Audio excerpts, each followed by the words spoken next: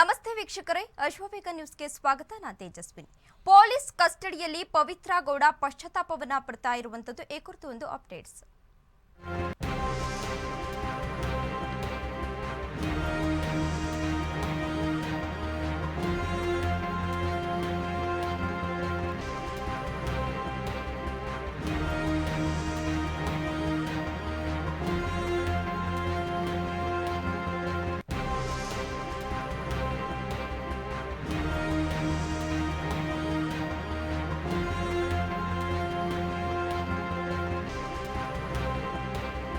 Police ಕಸ್ಟಡಿಯಲ್ಲಿ Pavithra Gowda ಪಶ್ಚಾತ್ತಾಪ.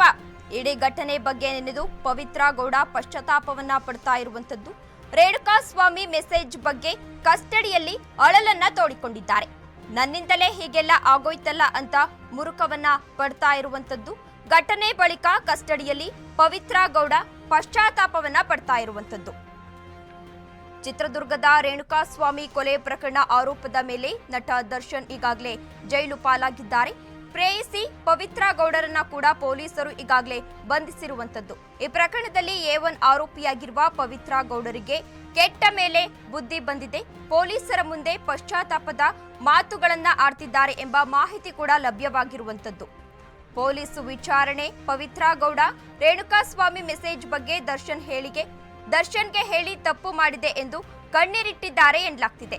ಕೊಲೆಯಾದ ರೇಣುಕಾಸ್ವಾಮಿ ನನಗೆ ಕಳುಹಿಸುತ್ತಿದ್ದ ಮೆಸೇಜ್ಗಳ ಬಗ್ಗೆ ದರ್ಶನ್ಗೆ ಹೇಳಬಾರ್ದಿತ್ತು, ಅಶ್ಲೀಲ ಮೆಸೇಜ್ ತೋರಿಸಿ ಹೇಳಿದ್ದಕ್ಕೆ ಇಷ್ಟೆಲ್ಲ ಆಯ್ತು ಎಂದು ಪೊಲೀಸರ ಮುಂದೆ ಕಣ್ಣೀರನ್ನ ಹಿಡ್ತಾ ಇರುವಂತದ್ದು.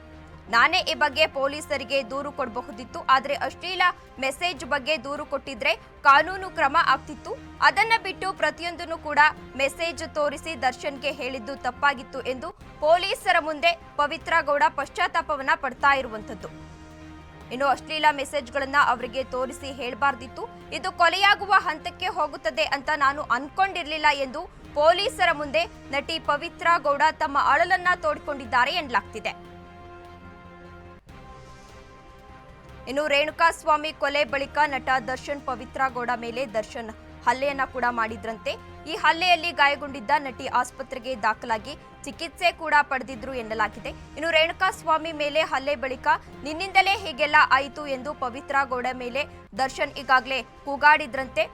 ಈ ವೇಳೆ ಹಲ್ಲೆಗೊಳಗಾದ ಪವಿತ್ರಗೆ ಬೆಂಗಳೂರಿನ RR ಆಸ್ಪತ್ರೆಯಲ್ಲಿ ಚಿಕಿತ್ಸೆ ಕೂಡ ನೀಡಲಾಗಿತ್ತಂತೆ.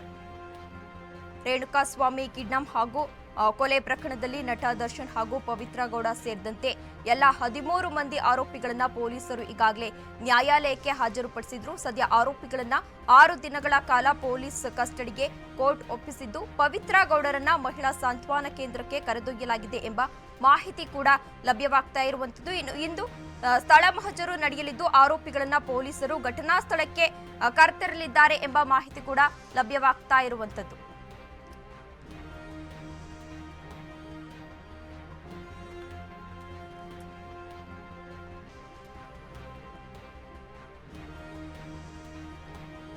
ಪೊಲೀಸ್ ಕಸ್ಟಡಿಯಲ್ಲಿ ಪವಿತ್ರ ಗೌಡ ಪಶ್ಚಾತ್ತಾಪವನ್ನ ಪಡ್ತಾ ಇರುವಂತದ್ದು. ಇಡೀ ಘಟನೆ ಬಗ್ಗೆ ನೆನೆದು ಪವಿತ್ರ ಗೌಡ ಪಶ್ಚಾತ್ತಾಪವನ್ನ ಪಡ್ತಾ ಇದ್ದಾರೆ. ರೇಣುಕಾಸ್ವಾಮಿ ಮೆಸೇಜ್ ಬಗ್ಗೆ ನಾನು ದರ್ಶನ್ಗೆ ಹೇಳಬಾರ್ದಿತ್ತು, ನಾನೇ ಹೋಗಿ ಪೊಲೀಸ್ ಸ್ಟೇಷನ್ಗೆ ಕಂಪ್ಲೇಂಟ್ ಕೊಟ್ಟಿದ್ರೆ ನ್ಯಾಯ ಸಿಕ್ತಿತ್ತೇನೋ ಎಂದು ಪೊಲೀಸರ ಮುಂದೆ ಪಶ್ಚಾತ್ತಾಪವನ್ನ ಪಡ್ತಾ ಇರುವಂತದ್ದು ಪವಿತ್ರ ಗೌಡ. ನನ್ನಿಂದಲೇ ಹೀಗೆಲ್ಲ ಆಗೋಯ್ತು, ದರ್ಶನ್ ಜೈಲು ಪಾಲಾಗುವ ಪರಿಸ್ಥಿತಿ ಕೂಡ ಎದುರಾಯಿತು ಎಂದು ಘಟನೆ ಬಳಿಕ ಕಸ್ಟಡಿಯಲ್ಲಿ ಪವಿತ್ರ ಗೌಡ ಪಶ್ಚಾತ್ತಾಪವನ್ನ ಪಡ್ತಾ ಇರುವಂತದ್ದು.